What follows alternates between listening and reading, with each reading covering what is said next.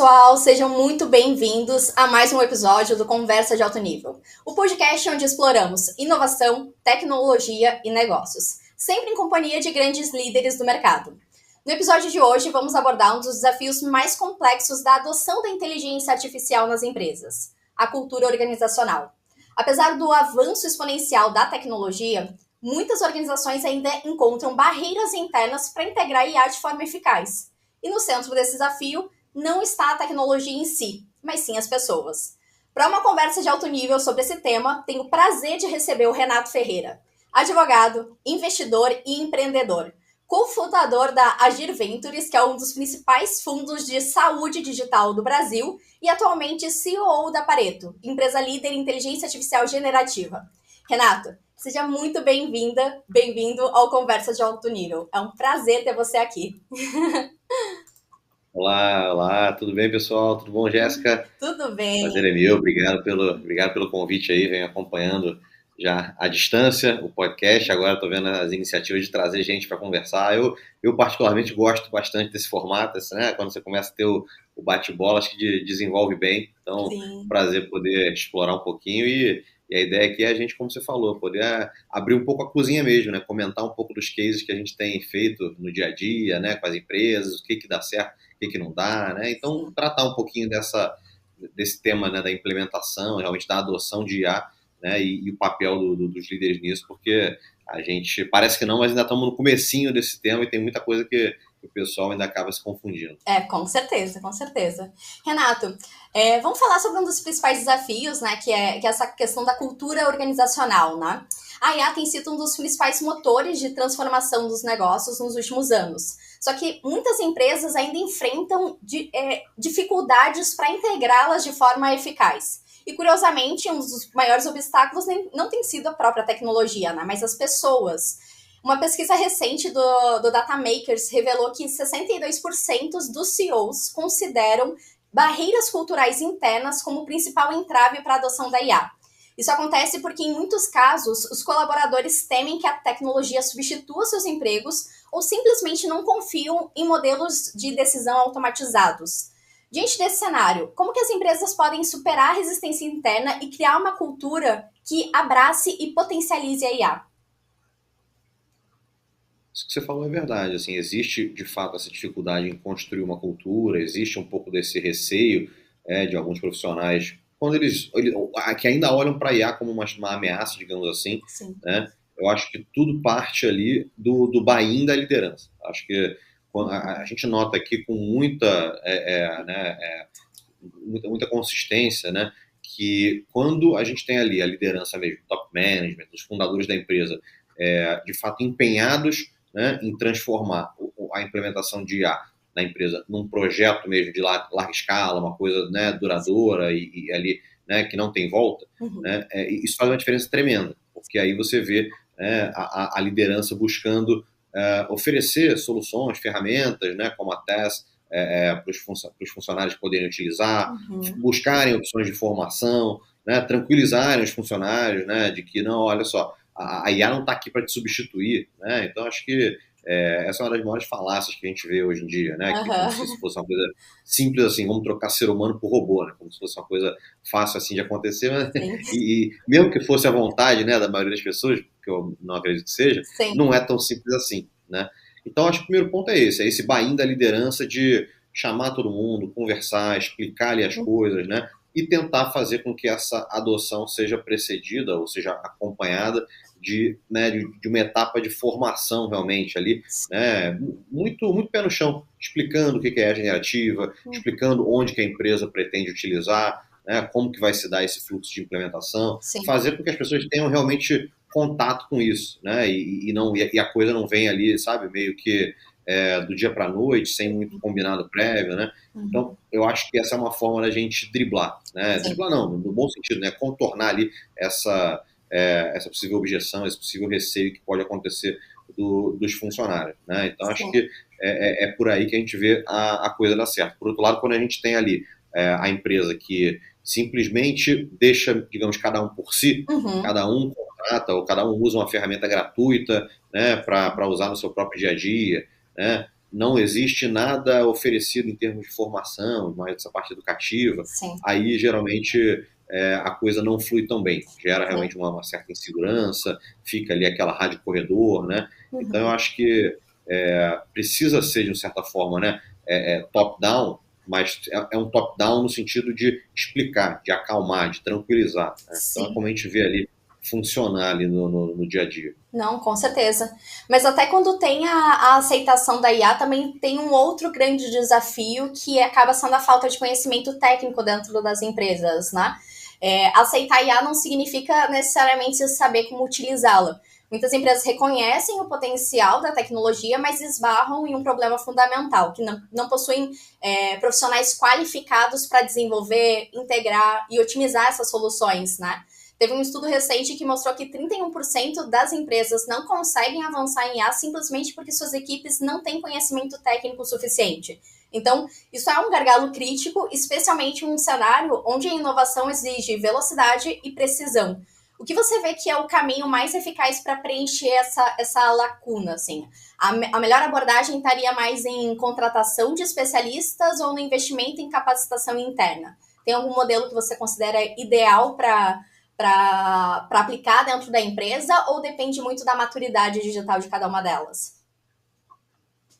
Eu acho que no momento que a gente está hoje, né, a IA generativa ainda é uma tecnologia muito recente, né? Então, acho que nem existem no mercado hoje um número tão grande de profissionais, né, especialistas nisso. Então, acho que precisa ser muito mais, né, a formação dentro de casa do que a contratação no mercado. Eu acho que hoje o mercado não tem gente suficiente ainda para dar vazão a essa demanda. Então, acho que, né, que nem no futebol, o time vai ter que recorrer à base mesmo, né? Vai ter que pegar ali os atletas da base e formar esse pessoal para realmente eles se tornarem ali versados nesse assunto, né? E assim, a boa notícia é que não é tão difícil assim, né? Porque a IA generativa é muito diferente da IA tradicional, diferente de outras tecnologias que a gente viu nascer aí nas últimas décadas, né? É uma tecnologia muito mais acessível também do ponto de vista técnico, né? Você não precisa ser formado em ciências da computação, em ciência de dados, né? Enfim, engenharia de software, nada disso para que você possa trabalhar bem com isso, né?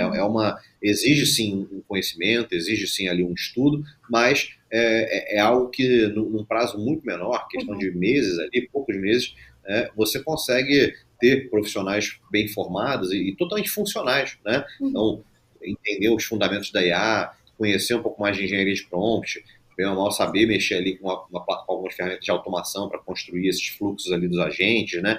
Então, isso, né? Não é muito diferente você ter que fazer uma formação universitária, um curso técnico extenso, né? Então, eu acho que para mim a solução é apostar, né, dentro de casa e oferecer esses conhecimentos básicos, né, para a turma poder se desenvolver. Eu acho que até aqui na Pareto a gente tem bons exemplos, né? A Pareto, assim, a gente, até pelo nosso posicionamento, pela nossa liderança ali no tema, a gente sempre já tem ali pelo menos um ano e meio que a gente vem, né, buscando muito ali reforçar essa formação, né? Enfim, enfatizar a importância do pessoal aqui dentro de casa também, né, buscar esses conhecimentos. E é impressionante, você vê que quem realmente abraça o desafio e começa, né, a estudar isso, questão ali de 2, 3 meses já começa a conseguir atuar bem como um engenheiro de prompt, sabe, para criação de agentes e por aí vai. Não, com certeza. E aí é interessante porque a tecnologia e a generativa ela ainda é o seu professor, né? Você tem dúvida, você ainda pode perguntar para ela. Quando a gente vai fazer a IA tradicional, vou verificar a API aqui, tô com dúvida da API, eu não consigo tirar a dúvida com a própria tecnologia, né? Mas interessante. Exatamente. Se você não sabe fazer um prompt, a IA te ajuda, né? Então Exatamente. Legal. Mas mesmo quando a gente tem ali o pilar também do conhecimento técnico disponível, né? Tem um outro lado da moeda que entra o ceticismo corporativo, que acaba sendo um obstáculo para a implementação disso dentro das empresas, né?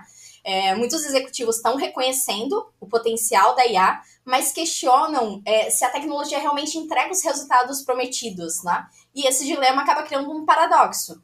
Tem o consenso sobre a necessidade da IA, mas resistências psicológicas e estruturais ainda dificultam sua adoção na prática. A questão acaba que não é apenas sobre implementar IA, mas garantir que a organização confie nela e utilize de forma estratégica. Como os líderes podem superar essa desconfiança e demonstrar de forma tangível o impacto da IA nos resultados do negócio? Quais estratégias elas podem realmente acelerar essa mudança de mentalidade e transformar a IA como uma aliada real na tomada de decisão? Olha, esse ponto é muito interessante e ficou já ficou muito claro para a gente em pouco tempo, né? Como que a cabeça do profissional, de modo geral, é diferente da cabeça do gestor nesse Sim. tema, né? De contratar, de implementar IA na empresa. O que é natural, né? São modos de atuação, ali, modos de pensar diferentes pela própria cadeira que as pessoas ocupam. Sim. Então, o profissional, né? Então, que está ali realmente na camada mais operacional, né, ele olha para a IA como uma ferramenta. Então, ele realmente é algo que pode tornar a vida dele muito mais prática, né? Então, ganho de eficiência, produtividade, ganho de qualidade, né? E tudo isso. O gestor, ele já olha para a IA também como um investimento. Então, é isso que você falou. Ele quer, né, eu quero contratar uma ferramenta, eu quero iniciar um projeto, né? E eu quero ver se esse projeto me gera retorno, né? O famoso ROI aí. Então, o gestor, ele tem essa visão e tem que ter mesmo, né? Natural, ele vai ser cobrado por isso depois se ele não conseguir tangibilizar. Então, agora, eu acho que hoje, né, tantos e tantos casos, tantas e tantas ferramentas que existem, né, no mundo hoje, muito boas, seja para chat, para imagem, para vídeo, para transcrição, né, eu acho que está mais do que claro, já está mais do que validado que a IA, ela te entrega o que ela se propõe a entregar, né? Então, essa parte de IA, como o nome já diz, né, IA generativa, ela gera, né, ela gera ali novos conteúdos e por aí vai. Sim. A questão é, legal, então agora, como é que eu consigo fazer com que isso, né, se conecte diretamente com a minha rotina, com o dia a dia aqui da minha área, né, do meu departamento, e isso me gere retorno com economia, né? Então, assim, para mim, o primeiro passo é, tá bom, estamos falando que você quer, né, gerar o ROI, tá? Então, vamos tangibilizar isso aqui. O que é retorno para você? Qual que é, né, a métrica-chave para você aqui no caso? Né? Então, é economia de custo, é economia de pessoal, conseguir escalar a operação sem aumentar a sua folha proporcionalmente, né? Enfim, é economia de tempo. Então, você, né, nota que você pode ter algumas métricas diferentes sendo mensuradas e sendo utilizadas para mostrar o sucesso ali de um determinado projeto, né, ou de um determinado agente. Né? E tudo bem, eu acho que assim, hoje a gente já está entrando nessa era dos agentes de IA. Né? Cada agente pode ter a sua métrica-chave, não precisa ser sempre a mesma. Né? Você pode ter um agente que seja um agente, de fato, que mude o ponteiro da economia de custo, por exemplo, um agente que te ajude numa parte de atendimento, que talvez você consiga colocar todo o tier mais básico de suporte sendo dado por um agente. Né? Então, isso é economia de custo. Tem agente que pode ter como métrica-chave a questão de tempo. Sei lá, um agente que te ajude a organizar a sua agenda da semana. Né? Então, às vezes, você demoraria um ano, o agente vai te entregar em 2 minutos. Né? Então, é tempo. Então, acho que o primeiro passo, né, nós aqui temos essa preocupação, pelo menos, né, é sempre, quando você vai conversar com aquela liderança, com aquele gestor que está preocupado com o ROI, é tentar identificar quais são os casos que a gente pode começar, né, a criar agentes, a aplicar IA no dia a dia, e quais são essas métricas-chave. E aí, com isso, depois a gente consegue, né, acompanhar e mostrar para ele de uma maneira muito mais fácil. Né? Então, você economizou tantas horas nisso, você economizou tanto, né, tanto de custo nisso aqui, enfim, você olha ali de repente o teu OKR, né, quantos projetos você conseguiu nesse trimestre fazer em relação ao que você fazia antes, né? Então é isso, acho que a forma de lidar com essa necessidade do gestor é eleger bem quais são as métricas, né? As métricas que vão nortear ali aquela análise, né? E acompanhar isso, né? Porque aí com isso ele depois consegue ter, né, de uma forma muito prática, algo que ele consiga levar depois para o board dele, para o CEO dele, né? Enfim, e defender o resultado prático da IA generativa. Então, essa é a minha visão ali, né, de como lidar com essa necessidade do gestor. Não, legal esse ponto que você trouxe sobre a criação de agentes de IA e etc., porque uma coisa que eu tenho visto também são expectativas irreais sobre o que a IA pode realmente entregar. Muitas empresas veem essa tecnologia como uma solução instantânea para todos os seus desafios, sem considerar suas limitações o tempo necessário para ajustes e o aprendizado contínuo do sistema, né? E essa visão pode acabar gerando, de certa forma, uma frustração e até levar ao abandono de projetos promissores. Como que você enxerga que as organizações podem calibrar essas expectativas e adotar uma abordagem mais pragmática para a implementação da IA, garantindo que a tecnologia seja realmente aplicada de forma eficiente e com impacto real? Milagre ainda não faz, né? Talvez ela chegue lá no dia, mas ainda não faz. Mas eu acho que, assim, primeiro de tudo, tem aí um desafio dos líderes, né? E eu estou batendo muito nesse ponto, né, do papel da liderança, né? Você está percebendo? Porque realmente eu acho que não tem como ser diferente, né? Foi como eu comecei falando ali, que o buy-in da liderança é fundamental, porque senão eu acho difícil que as camadas mais operacionais realmente, né, entendam essa necessidade e façam essa adoção de uma maneira, né, consistente ali. Mas então, tem um desafio mesmo do líder de entender, do ponto de vista um pouco mais técnico, o que a IA é capaz de fazer, o que não dá para fazer, né? Porque é comum, né? Às vezes você tem ali uma dor, né? Queria resolver isso aqui, dá para fazer? Mas às vezes não dá mesmo, né? Então você pega a IA generativa, ainda tem as suas limitações, né? Então, limitações, por exemplo, para a parte de análise de dados, né? Limitações para fazer operações matemáticas muito complexas, né? Então, ela tem algumas limitações, está caminhando a passos largos, né? Para se tornar cada vez melhor aí também nessas frentes, né?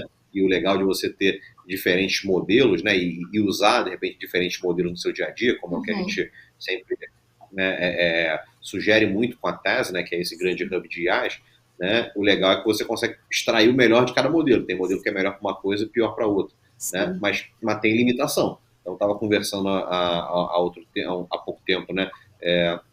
Você até vai lembrar desse case, eu acho, né? Com o pessoal que tinha uma agência de marketing ali, né? E eles queriam produtizar, digamos, um agente para oferecer para clientes e até para outras agências, né? Que fizesse análises muito sofisticadas em relação a métricas de campanha, né? Então, como é que a campanha está performando em relação a CPC, CPA, né? O ROI de cada campanha, fazer análise daquilo ali, como é que está a média móvel, né? Então, isso aí é algo que a generativa sozinha ainda não consegue fazer, né? A gente até consegue fazer aqui, né, dentro da Pareto, combinando a generativa com a IA tradicional, sobretudo para essa parte mais de média móvel, que é um pouco mais, né, complexa mesmo, né? Mas foi difícil ali para o pessoal entender que isso aí não dava para fazer, né? Porque se ele fosse tentar fazer, o que acontecia é que os resultados iam sair distorcidos, né? Então, ia sair ruim, então ele ia se frustrar, né? Então, existem essas limitações, e a forma de você compreender isso é entender um pouco melhor, de fato, como é que a IA generativa trabalha, o que ela é capaz de fazer, o que não é, né? Conhecer um pouco melhor ali essas, digamos assim, o que dá, o highlights e lowlights de modelo, né? Para reasoning, para análises, para, né, enfim, para parte de matemática, e passa de novo por education, né? Então, a liderança precisa se educar um pouco melhor também, né, para conseguir entender um pouco melhor. Então, é isso. E aí, a partir daí, eu acho que esse conhecimento de negócio, que já se espera que o gestor tenha, com o conhecimento técnico que ele precisa adquirir, né? Enfim, e aí essa conversa que sempre tem, claro, né? Por exemplo, com quem vai criar o agente, como é o nosso caso, com quem está ali, né, dentro da empresa, é natural que a partir disso a conversa flua mais naturalmente, né? Então, tem uma dor, vamos tentar entender essa dor, vamos tentar pensar se essa dor pode ser traduzida numa solução com IA, ou pelo menos dentro de que limitações, né? E aí, legal, aí a gente constrói, a gente vê o que dá para fazer, né? Mas eu acho que é isso, eu acho que passa por entender um pouquinho essas limitações da IA, né? E aí também, né, acho que muita gente acha que a IA, como não, a IA pode fazer tudo, né? E aí, quando descobre que não dá para fazer alguma coisa, né? Aí já vira, sei lá, fica um pouco descrente. Esse negócio não é tão bom assim, não, né? Então, se não consegue fazer isso, dá para fazer muita coisa, mas não tudo, né? Então quer dizer que a tecnologia, né, seja menos poderosa por conta disso. Sim, com certeza. E até trazendo um pouco juntando um pouco desses pilares, né? Mesmo quando tem essa aceitação da IA, conhecimento técnico, alinhamento entre liderança e times operacionais. Existe um outro desafio que é a integração com sistemas legados dentro das empresas, principalmente empresas enterprise e etc., né? Muitas empresas operam com softwares e processos que às vezes são desatualizados, tornando a incorporação da IA complexa, onerosa e demorada. E aí, como resultado, a adoção da tecnologia é frequentemente adiada ou substituída por soluções paliativas que não promovem uma transformação digital real, né? Teve um estudo da McKinsey que revelou que 80% dos executivos enxergam sistemas legados como um dos principais obstáculos à inovação tecnológica. Como que você vê que as empresas podem integrar a IA de forma eficiente sem precisar redesenhar toda a sua infraestrutura tecnológica? Tem alguma estratégia viável para superar essa barreira e acelerar essa modernização? Eu acho que hoje a boa notícia é que a gente já consegue hoje integrar, né, diversas plataformas ali, como a TES, né? Então você consegue criar um agente, né, independente da finalidade, e hoje você já consegue integrar esse agente com N plataformas e ferramentas, né? Com WhatsApp, com plataforma de atendimento, com CRM, né, RP, etc. E aí você vai fazer isso mesmo usando outras ferramentas, né, como o Zapier, como o Make, como o N8N, usando API, né? Então, às vezes, por conta dessas limitações que você falou, às vezes você tem um sistema legado, um sistema interno mesmo, né, proprietário, e isso acaba tornando um pouquinho mais complexo, né, de fato. Mas quando a gente está olhando para sistemas, né, para plataformas de mercado, né, isso já é muito, muito mais fácil, né?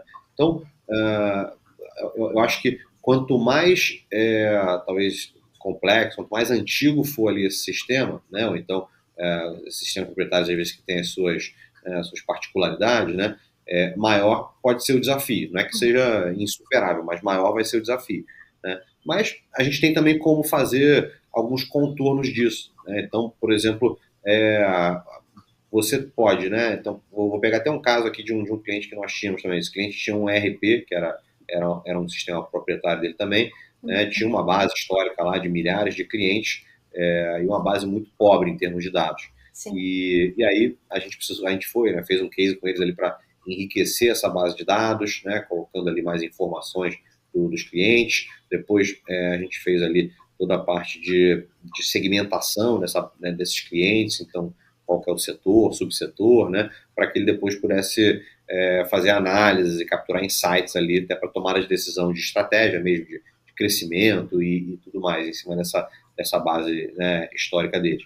E aí ele pegou essa base e exportou. Né? Então, para não ter que trabalhar lá necessariamente dentro do sistema dele, ele exportou a base, né, trouxe ali, acho que foi um CSV, alguma coisa assim, e trouxe para a gente, né, esse arquivo, e a gente conseguiu trabalhar em cima do arquivo, e depois, né, enfim, trazer ali uma resposta, né, trazer algo bem robusto para ele. Então, às vezes, para não ficar refém da plataforma da integração, você pode exportar, né, essas bases ali para trabalhar fora daquele ambiente.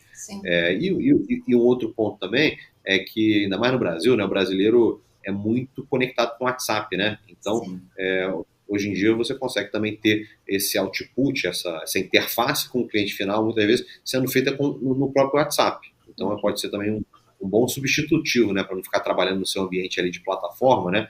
Joga para o WhatsApp, quando for, né, quando permitir, quando for algo, sobretudo, que tiver interação com o público, né? Então, tem algumas formas ali de driblar também, né, essas limitações de sistemas ali legados muito antigos, né? E aí uma outra, claro, né, acho talvez uma outra possibilidade, né, é você modernizar o seu sistema, né, modernizar a sua então, porque aí tem que combinar com TI, né, que às vezes é apegado ali a esses sistemas legados e tudo, mas é aquilo, né, se você está vendo um mundo novo se revelando na sua frente, né, com a IA generativa, e a sua estrutura atual de sistemas legados, ela está, de alguma maneira, prejudicando a sua entrada nesse mundo novo, honestamente, eu acho que não é a atitude mais sábia você bater o pé que não vai mudar e fechar aquela porta de algo tão representativo, né? Sim, com certeza. Acaba sendo uma forma de modernizar e aí, infelizmente, o custo acaba sendo mais alto para fazer uma transformação, principalmente em empresas mais de 1.000, 3.000 funcionários, né? Acaba sendo bem desafiador, mas às vezes é uma necessidade de dar um passo atrás, modernizar, como você trouxe, né? Para que realmente consiga ter também, além de cuidar da própria base de dados, né? Quando a gente começa a olhar para empresas enterprise, é uma teia de aranha a base de dados da empresa, e nem eles sabem como tratar e trabalhar aquele dado para aí sim dar um passo à frente para a IA generativa, né? Fazer também um projeto de ETL, né? É. Nesse caso aí, como você descreveu agora, né? Quando as bases estão, né, desconectadas, né? Que tem ali os dados muito descentralizados, também dá para fazer uma etapa prévia aí de, né? Para digamos, ter uma visualização centralizada, né? Usando uma ETL, né? Também é uma possibilidade. Uhum, sim. Até retomando um ponto que você tinha falado sobre os KPIs, né? Mesmo quando a gente tem aceitação interna, equipes capacitadas e infraestrutura preparada para essa integração, muitas lideranças, né, têm hesitado em investir em IA como principal motivo a dificuldade de comprovar o retorno financeiro. Teve um estudo da Accenture que revelou que 63% dos executivos, né, enfrentam um desafio para medir o ROI da IA e acabam postergando o investimento na tecnologia sem uma visão clara do impacto financeiro, né? A IA, ela frequentemente vista como um custo adicional e não como um impulsionador de eficiência e crescimento, né? Como que as empresas podem estruturar uma justificativa financeira sólida para a adoção da IA, demonstrando um valor estratégico e evitando que a tecnologia seja percebida apenas como uma despesa, sabe? Acho que a gente volta para aquele ponto que eu falei, né? De identificar ali a cada projeto, né, a cada agente, a cada área, qual é a métrica que vai nortear ali né, a sua estratégia. Se vai ser custo, se vai ser tempo, né, ou as duas coisas, enfim, então, produtividade, né?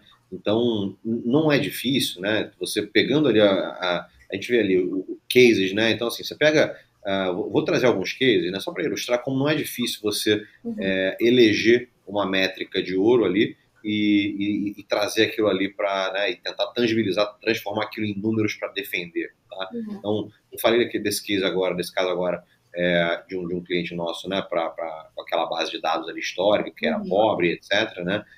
Quem nos contratou foi até a área de growth, né? Foi a head de growth desse cliente, que era um player de serviço de pagamento, e aí ela, como responsável pela estratégia de crescimento, né, tinha essa dor que ela tomava decisões meio no escuro às vezes, porque a base não estava tratada, ela não tinha ali essa visão, né? E aí, depois de enriquecer a base, segmentar a base e extrair insights, ela passou a conseguir compreender melhor, olhando para cada segmento ali, saúde, varejo, finanças, né? Qual era o segmento que tinha, né, um LTV maior daquele cliente, um lifetime value maior, ou que tinha uma retenção melhor, né? E às vezes para um produto era diferente do que para outro, né? Então ela passou a ter dados muito mais granulares, né? Muito mais fidedignos para ela poder tomar essas decisões, né? De qual é o produto que eu vou, de repente, investir um pouco mais, ou qual é o segmento que eu preciso priorizar aqui, né, na hora de lançar alguma coisa nova. E aí, então, assim, isso, né, não é difícil você pegar isso e mensurar também em retorno, né? Então, de repente, se ela pegar, né, para um certo segmento e mostrar, olha, esse segmento para esse produto aqui, ele tinha uma adoção de 10%. Então, 10% dos nossos clientes de saúde tinham ali o produto A contratado. Tá? Depois que eu fiz esse trabalho e percebi que aquele produto era um produto que tinha, né, um fit muito grande com aquele público, né, aquele segmento, por exemplo, era um segmento que tinha um churn quase zero, né, a retenção era tremenda. Pô, eu decidi, então, focar naquele público, sair de uma adoção de 10% para 40%. Né? Aqui eu estou chutando números, tá? Estou só me colocando na cabeça ali da pessoa e né, pensando como que ela poderia tomar decisões. Então, você saiu de 10%, né, para 40% de penetração num certo segmento com um só produto. Sim.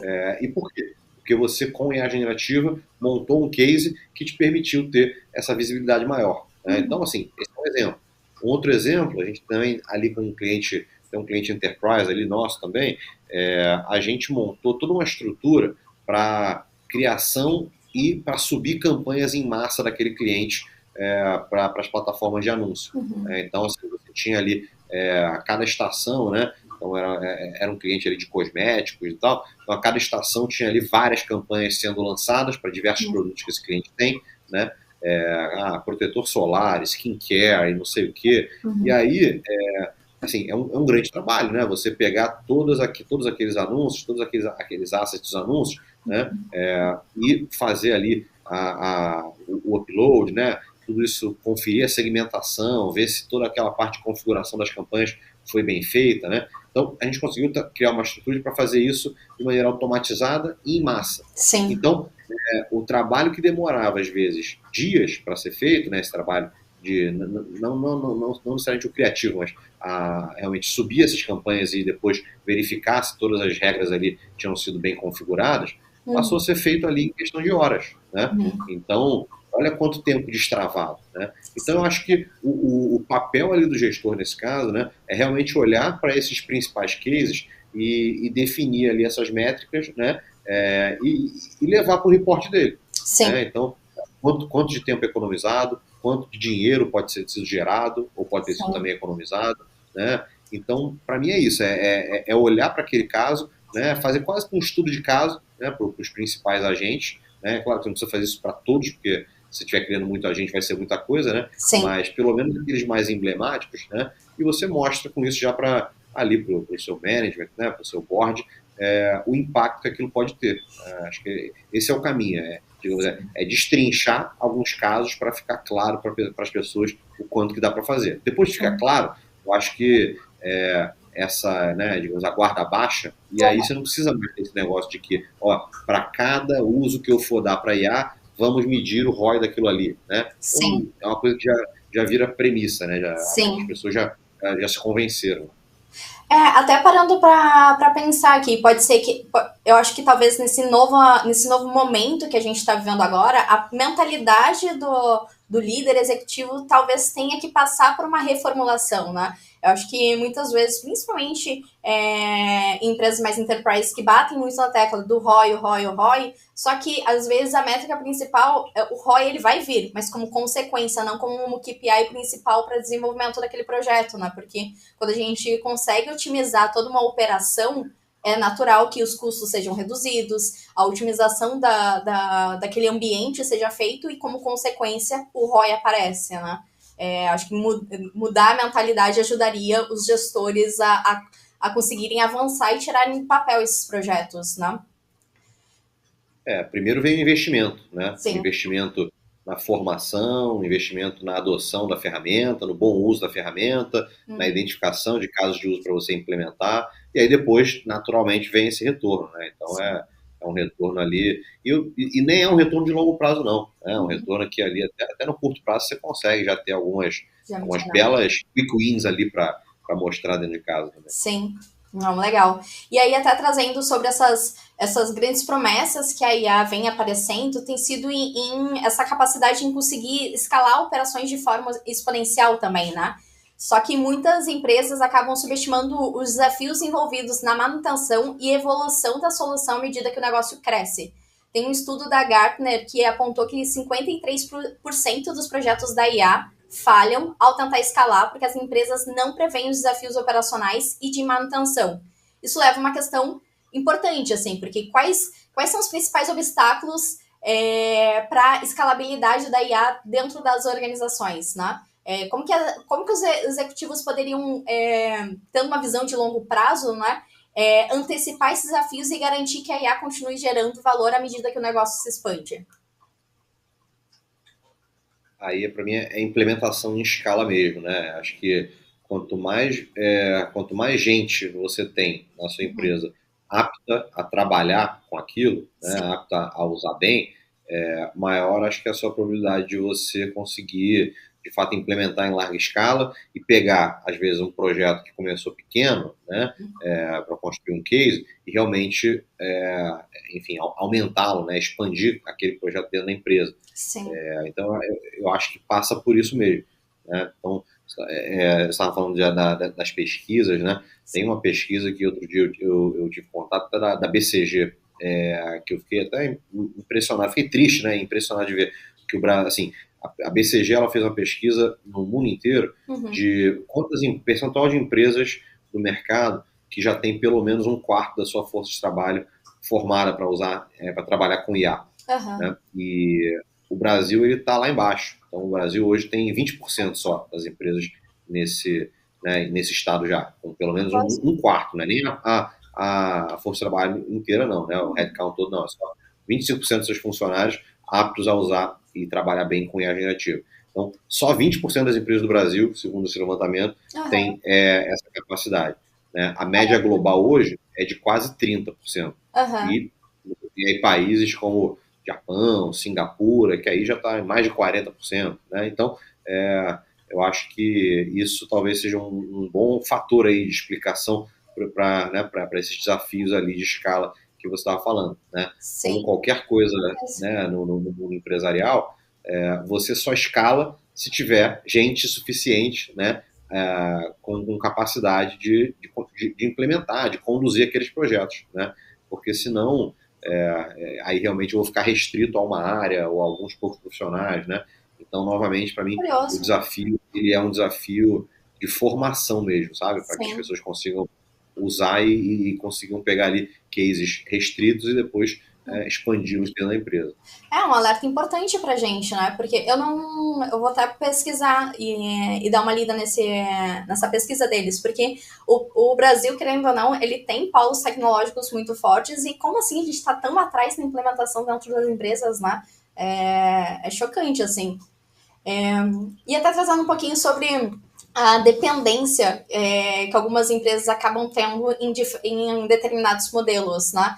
Então, sei lá, da própria OpenAI. Se a gente foca 100% em um único modelo, quando acontece algum tipo de mudança dentro daquele modelo, né, ele pode impactar diretamente a operação daquela empresa, né? Então, isso acaba sendo um risco comum, porque se as empresas constroem as suas soluções de IA baseadas em um único fornecedor ou modelo, ou seja, OpenAI, Google ou qualquer outro modelo, né? Essa dependência pode ser, de certa forma, perigosa, especialmente diante de mudanças inesperadas ou até na precificação dos serviços, né? Como as empresas podem mitigar esse risco e garantir mais flexibilidade na adoção da IA? Quais estratégias que você enxerga que podem ser importantes ali para serem adotadas dentro da empresa para minimizar esses riscos, né? Esse é um excelente ponto. Realmente, assim, a gente vê que hoje tem muitas empresas que acham que implementar IA é contratar o ChatGPT, né? Ou então usar só alguma ferramenta, né, oferecida ali, o Google Gemini, né, coisas assim. E não é, né? Então a verdade é que, como você disse, cada modelo tem seus prós e contras, tem seus altos e baixos, né? A gente sabe que essa corrida, essa disputa da IA está muito competitiva, então toda semana você tem ali algum fornecedor lançando versão nova, aí o outro vai e responde, né? Agora mesmo a gente teve lá o DeepSeek, né, ganhando ali as manchetes lá, né, um player novo chinês, depois dia seguinte a OpenAI lançou, né, a resposta ali com o A3, enfim, então realmente a coisa, então, tanto por conta desses riscos, né, de você ficar refém, de você casar com um só fornecedor e ficar refém dele, né? Seja refém de uma obsolescência, caso aquele fornecedor não consiga evoluir seus modelos nas novas versões, seja refém de precificação, seja refém até mesmo de riscos técnicos, né, e cybersecurity, porque aquele player pode eventualmente mudar seus termos e condições de uso, né, para regras que ofereçam menos segurança. Então, realmente, casar com um só modelo não é uma decisão muito sábia, né? E sobretudo nos dias de hoje, em que você tem essa corrida ainda acontecendo de maneira tão dinâmica, né? Então, por isso que lá na TES a gente já desde o D0 tomou essa decisão de ser uma plataforma all-in-one. Né? Então, a TES, que é a nossa plataforma na parede, ela é um grande hub de IAs. A gente tem lá quase 200 modelos conectados lá, que os usuários podem usá-los, né?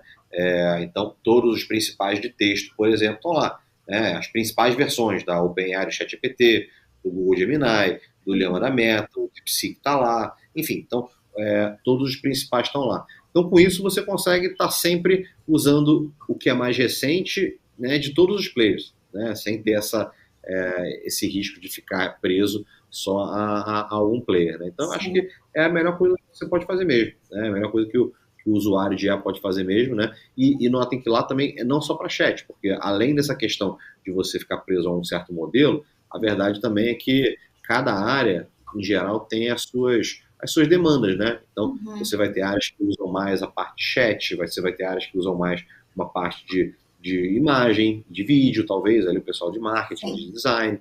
Você vai ter áreas que usam mais a transcrição, por exemplo, time de atendimento, time de vendas está sempre tendo que transcrever, né, reuniões. Então, também tem que ficar contratando várias ferramentas para, né, uma ferramenta para cada área, uma ferramenta para cada uma dessas funções, também não é o ideal, né? Vai ficando caro, vai ficando descentralizada a informação. Sim. Então, esse é outro ponto também que a TES resolve com esse all-in-one, né? Então, Sim. não só você tem lá todos os modelos, mas você tem modelos para as mais diversas funções, né? Então, chat, imagem, áudio, vídeo, transcrição, enfim, tudo isso lá. Então, para mim, acho que esse uso, o multimodelo e o multimodal para as empresas, né, é o melhor formato mesmo, porque aí você consegue ter essa possibilidade de respostas diferentes para dores e demandas diferentes de cada área. Sim, tirar o proveito do que cada modelo de app tem para fornecer para o usuário, né, dentro da empresa. E aí mexe diretamente no ponteiro que a gente falou anteriormente, que é o ROI, né? Se for contratar de forma individual, o custo naturalmente aumenta. E aí esse retorno pode ser mais sensível para a empresa como um todo, né? E até entrando num assunto um pouquinho polêmico aí, dado as notícias que têm surgido no mercado. Muitas empresas estão apostando na substituição de setores inteiros por soluções de IA para otimizar processos e reduzir custos. Só que essa abordagem nem sempre gera os benefícios esperados e pode trazer desafios significativos, né? A IBM, por exemplo, anunciou ali a suspensão de contratação de cerca de 7.800 posições administrativas e de suporte. Gigantes como Google, Amazon e Meta também estão investindo bilhões em IA, enquanto realizam demissões em massa, afetando equipes e diversas áreas. Apesar do avanço tecnológico, muitas empresas que trocaram funções humanas por IA enfrentam desafios de perda de eficiência e também desafios operacionais e impacto na cultura organizacional, né? Minha pergunta para você é: como que os líderes podem tomar decisões estratégicas sobre automação sem cair na armadilha de substituir o capital humano de forma precipitada? Quais são os critérios ali essenciais para equilibrar a eficiência operacional e preservar o talento dentro das organizações? Tá. Eu acho que o primeiro ponto é aquela imaturidade que ainda existe no mercado em termos técnicos, né, em termos de formação mesmo que eu estava comentando. Então, se você hoje não tem tanta gente assim apta a trabalhar em alto nível com IA, né, antes de mais nada temerário você querer substituir, né, os seus trabalhadores pela IA, porque legal, a IA precisa ser operada, né? Então Sim. a IA alguém precisa estar lá para operar, para criar os agentes, para operar esses agentes, para depois pegar ali os resultados deles, né, e analisar e tomar decisões, né? Enfim, então isso já torna temerária qualquer layoff aí, né? Então também você tá trocando enfim, tá fazendo alguma coisa sem ter sequer ali um número de operadores razoavelmente bem treinados, né? E segundo, assim, eu hoje particularmente, né, vejo muito mais um potencial para que você, usando IA, né, consiga crescer a sua empresa, gerar receita, pensar em produtos novos, né, e sem crescer, né, igualmente a sua folha de pagamento, seu headcount, né? Então, para mim, é o que eu falei, não é uma questão de simplesmente chegar e mandar um monte de gente embora, né? Eu acho que as pessoas que já estão lá conhecem a sua empresa, né? Conhecem ali a cultura, conhecem o produto, né? Então, para mim, muito melhor pega esse pessoal, treina bem esse pessoal, né? Faz com que cada um deles produza 2, 3, 4 vezes mais do que eles produziam, né? Então, isso por si só já vai fazer com que a sua empresa cresça bastante, né? E aí, beleza. Então, assim, para mim não é uma questão de layoff, né? Eu acho que tem gente olhando pelo ângulo errado. Ao invés de fazer demissão em massa, né? Vamos ganhar eficiência. Então, vamos crescer a operação sem crescer proporcionalmente, né, o número de funcionários, né? Então, para mim, esse é o ângulo mais adequado de se olhar, né? Então, é por aí. Eu acho que uma pessoa, assim, o ser humano não vai deixar de ser útil, de ser necessário, né? Então, sim, tem tarefas que você pode automatizar, que você pode, né, pegar ali e criar um agente para fazer? Tem, mas sim, Uhum. tem tantas e tantas outras tarefas, né, que são ali mais intelectuais, que dependem de nuances, né, etc. O ser humano continua sendo totalmente necessário, né? E talvez agora a gente consiga, digamos, pegar ali, né, pegar esses funcionários, esses colaboradores e abrir um pouquinho mais de tempo deles, né, do que eles dedicavam para as tarefas repetitivas, né, e agora dedicar realmente para aquilo que é um pouco mais intelectual, para aquilo que é um pouco mais estratégico, né? Então, para mim, esse é o caminho mais adequado. Sim, com certeza. O que eu tô vendo é que muitas empresas têm mudado também muitas funções, né? Novos cargos estão surgindo. Eu tinha visto até num podcast sobre negócios ali que tá tendo uma mudança muito forte de paradigma, né? Então, antigamente estava se valorizando muito, né? Pessoas que tinham um conhecimento mais matemático e etc, né? Aí, agora está mudando um pouquinho esse paradigma e pessoas com skills mais de comunicação e etc. está sendo um caminho ideal para essa nova era, né? E aí entra um ponto interessante. Então, profissionais que dominam IA e utilizam dados para tomar decisões estratégicas estão entre os mais requisitados no mercado atual, né? Quais habilidades que você considera ali relevante para se manter relevante num cenário cada vez mais orientado por IA? Tem algum perfil de profissional para o futuro ou adaptação contínua para o verdadeiro diferencial ali desses profissionais? Eu estava vendo uma pesquisa esses dias no LinkedIn e os dois cargos hoje que mais crescem nos Estados Unidos são, o primeiro é engenheiro de IA, Aham. realmente ali os engenheiros, as pessoas mais técnicas que estão lá trabalhando na criação de modelos, etc. E o segundo é consultor de IA, que aí é aquela pessoa que está criando agentes, né, que está criando soluções ali para endereçar essas dores ali das empresas, né? Então isso já diz muito com relação a para onde o mercado está indo, né? E, e aí eu acho que hoje o que eu recomendo ali, né? O que eu acho que é importantíssimo que a pessoa comece a dominar um pouco mais para trabalhar nessa era da agentic AI ali, né? Da era dos agentes Sim. de IA. Eu acho que o primeiro ponto assim é ter uma visão geral ali dos fundamentos da IA, né?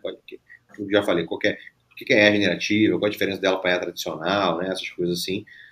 Acho que boas técnicas de engenharia de prompt são muito úteis, saber é, é, criar um bom prompt. Claro, a IA, como a gente estava falando, a IA ela ajuda nisso, né? Sim, mas ainda assim existem vários frames ali, vários métodos de engenharia de prompt muito úteis, né? Para você criar um bom prompt e transformar aquilo ali num agente, né?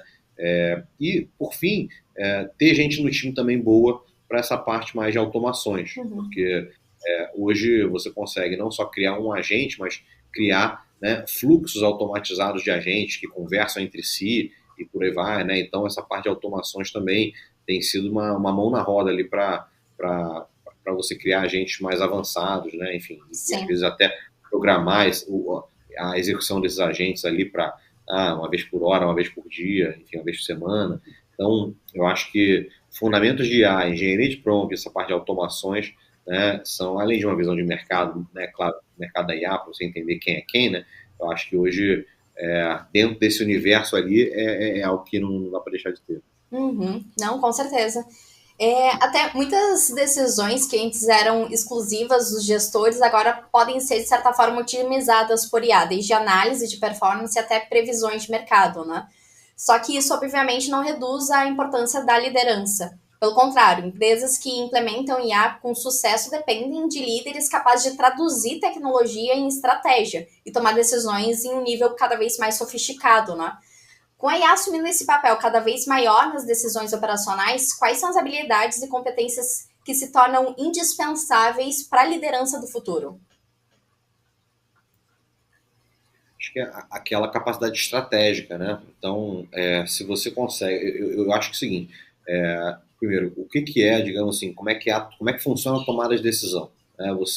Normalmente você reúne elementos, né? Então, você levanta informações, né? Reúne ali tudo aquilo que você precisa para conseguir ter ali as informações, né? As respostas necessárias para você avaliar o cenário, né? Uhum. Então, esse é o primeiro passo. E o segundo passo é o seu juízo prudencial, vamos chamar assim, que é de fato a análise daquelas decisões e a tomada de uma decisão a partir daquilo ali, né? Então, legal, se eu quero, eu quero saber em qual posto de gasolina que eu vou abastecer meu carro, né? Eu tenho cinco postos ali à minha disposição. Então, o primeiro passo é, tá bom, deixa eu entender qual que é a bandeira de cada posto, para ver se não tem nenhum que eu corra um risco maior, né? Deixa eu entender qual que é o preço de cada posto, né? Enfim, coisas assim. Qual que qual que é mais caminho para a rota que eu vou pegar.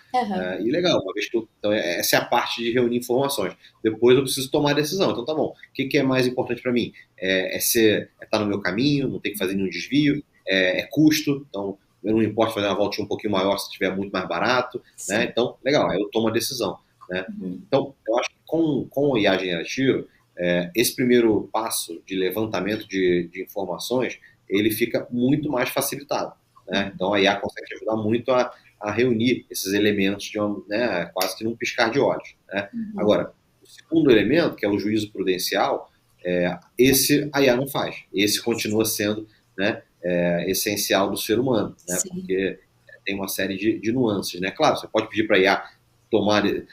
como você decidiria, IA? Pode. Nem sempre ela vai fazer isso tão bem quanto o ser humano. Então, eu acho que o juízo prudencial, ele não é substituível, né? Então, no final das contas, a partir do momento que você tem essa parte mais de reunião de informações, né, mais operacional, que você consegue delegar, entre aspas, para IA, eu acho que a ênfase no plano estratégico, né, nesse juízo prudencial, no conhecimento ali do mercado, né, na capacidade de fazer um plano, né, uma estratégia e depois executar aquilo ali, aí eu acho que cada vez mais o líder vai precisar realmente ter essa capacidade. Senão ele pode ter todas as informações necessárias, né, e ainda assim tomar mais decisões. Sim, verdade. Renato, essa conversa foi realmente muito, muito, muito rica e trouxe insights assim, fundamentais sobre desafios e oportunidades da adoção da IA dentro das empresas. Então fica evidente que, mais do que uma questão tecnológica, a gente está falando de um movimento de transformação organizacional profundo, que exige alinhamento estratégico, capacitação contínua e uma mudança real de mentalidade corporativa. Então, para fechar, gente, eu quero deixar uma provocação para quem está escutando a gente, que a IA não é um projeto isolado, mas uma mudança estrutural no modo como as empresas operam. O sucesso da adoção da IA não depende apenas da tecnologia de ponta, mas da capacidade de liderança em criar um ambiente que realmente impulsione inovação, colaboração e tomada de decisões baseada em dados. Renato, foi um mega prazer ter você aqui no Conversa de Alto Nível. E se alguém quiser continuar essa conversa com você, onde é que pode te encontrar? O prazer foi meu, obrigado aí pelo convite. Se deixar aqui, a gente fica o dia inteiro conversando, porque tem papo aí, tem lenha para queimar. Mas, então, pessoal, quem quiser, então, fica à vontade para me seguir no LinkedIn, tá? Renato Ferreira dos Santos, está lá.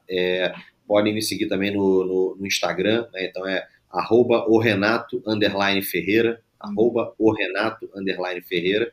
Eu queria terminar também fazendo um convite. Eu falei muito aqui, a gente, nessa nossa conversa, eu estressei muito esse desafio e essa necessidade de um protagonismo dos líderes, né, dos gestores, e a gente aqui agora na Pareto acabou de lançar um programa de formação de lideranças em IA, que é o TES AI Executive. Então é um programa que é voltado para essas lideranças, tá? Então, donos de empresas, C-level, gestores de modo geral, né? Enfim, então a gente construiu um primeiro programa focado nessa persona mesmo, e é um programa que está muito completo, muito robusto. Então, ele tem ali digamos, como o seu ápice em termos de aprendizado, uma imersão presencial de 2 dias em São Paulo, tá? Mas ele tem também etapas ali pré e pós-imersão. Então, o pré-imersão a gente vai já oferecer vários conteúdos de nivelamento, aulas preparatórias ali para essas pessoas, para eles já chegarem ali na imersão, né, com um nível um pouco melhor, ali um nível técnico um pouco mais denso.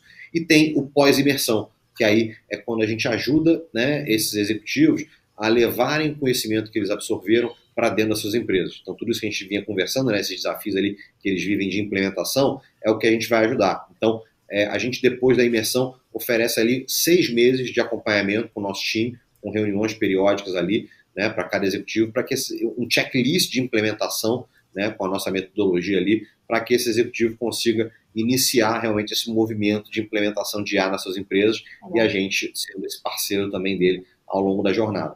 Tá? Então, fica aí esse convite, a gente vai deixar ali, né, aqui na descrição também as referências aqui, o link para que todo mundo possa acessar, possa conhecer um pouquinho mais, entrar em contato aqui com o nosso time para ter mais informações, mas vamos ter a primeira edição já agora no dia 26 e 27 de março em São Paulo, do TES AI Executive. Então, fica o convite para todas as lideranças que estão assistindo aqui o podcast para, né, agora sim virem conosco e fazerem aí, né, agora dobrarem a aposta nessa parte de formação. Tá na hora, né, gente? Tá na hora. Bom, para quem nos acompanhou até aqui e se esse episódio trouxe insights valiosos, não esqueça de seguir o Conversa de Alto Nível na sua plataforma favorita, Spotify, Apple, as plataformas que você já conhece, inclusive agora um novo formato no YouTube, tá? E deixar sua avaliação de 5 estrelas. Isso nos ajuda bastante a continuar levando esse conteúdo a profissionais que buscam inovação e crescimento estratégico. Nos vemos no próximo episódio. Até lá!